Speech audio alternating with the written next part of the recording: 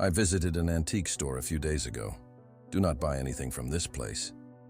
I may have to drive back out there and return what I purchased as soon as I am feeling better. Maybe I'm just hallucinating from this fever, I don't know. I'm sorry if I'm rambling. I feel like I haven't slept well in days, but all I've been doing is sleeping and having nightmares. At least I hope, they're just nightmares.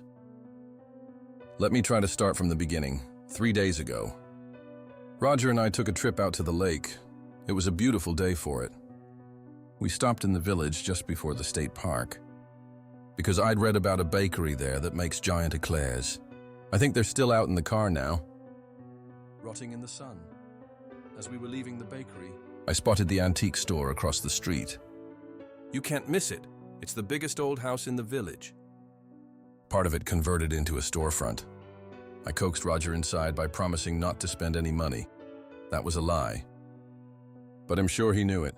The door was open. But we didn't see anyone when we first walked in, so we just started browsing. The place was enormous. Everything was laid out by room, china cabinets, and tableware in the house's former dining room furniture. Books, old vinyl albums in what must have been the living room. You get the idea. We spent quite some time in each area. There must have been hundreds of estate sales worth of items, and none of it was junk.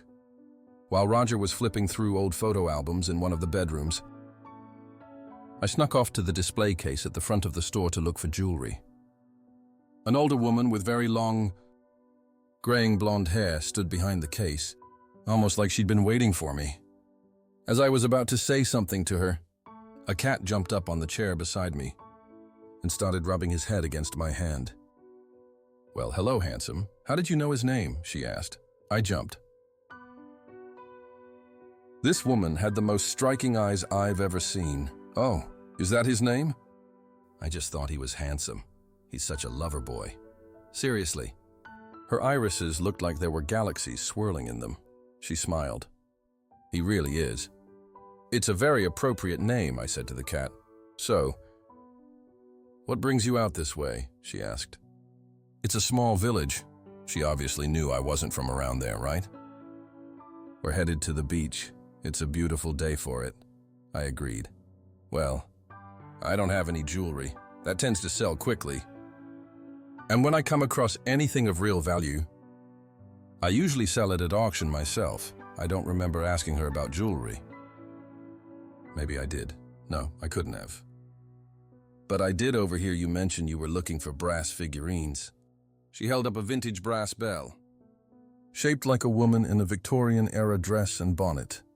I believe it was made in England, probably in the 1950s. She gave it a shake and handed it to me. It still works.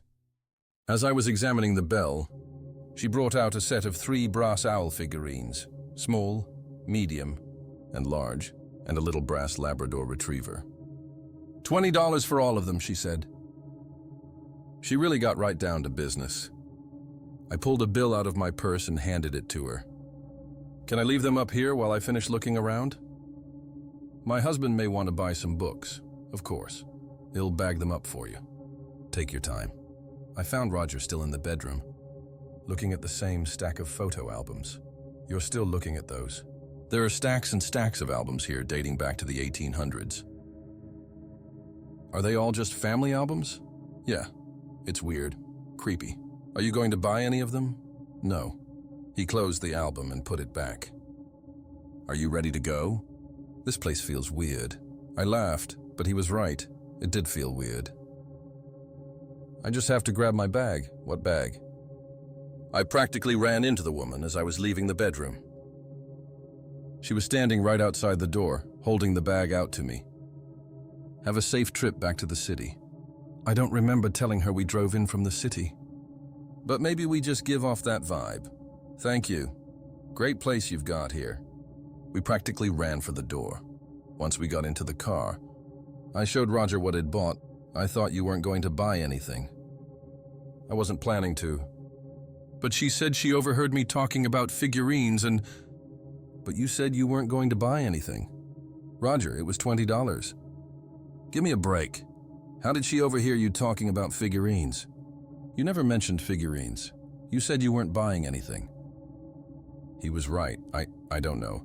Suddenly, Handsome jumped on the hood of our car. We both screamed. I had to carry the big baby back to the store and set him inside the door. After that, I didn't feel like going to the beach anymore. Roger was happy about that. I feel like I could sleep, he said. Me too. And that's exactly what we did as soon as we got home. And this is where we've been since in bed. We've both missed work. I wonder if we caught something from inadvertently touching mouse droppings while rummaging through things. It's plausible. We both have a fever, and it's been giving us some really unsettling dreams. Roger keeps dreaming he's trapped in the attic of that house with some of the people from those albums. I can tell he's genuinely frightened. I feel so guilty. I wish I'd never talked him into going inside. I wish he'd never bought anything. A few times, he sat up in bed screaming that it feels like something is laying on his chest, which is terrifying, because I swear I've felt something moving around in the bed. Sometimes even walking on me. Like a cat? Roger doesn't hear it, but I keep hearing a bell ringing. The bag made it into the house, but I can't find the bell. I feel like I've lost my mind. Do you think it would seem unhinged to bring the items back? I don't even know what I'd say to her. I don't want the money back. What would you do?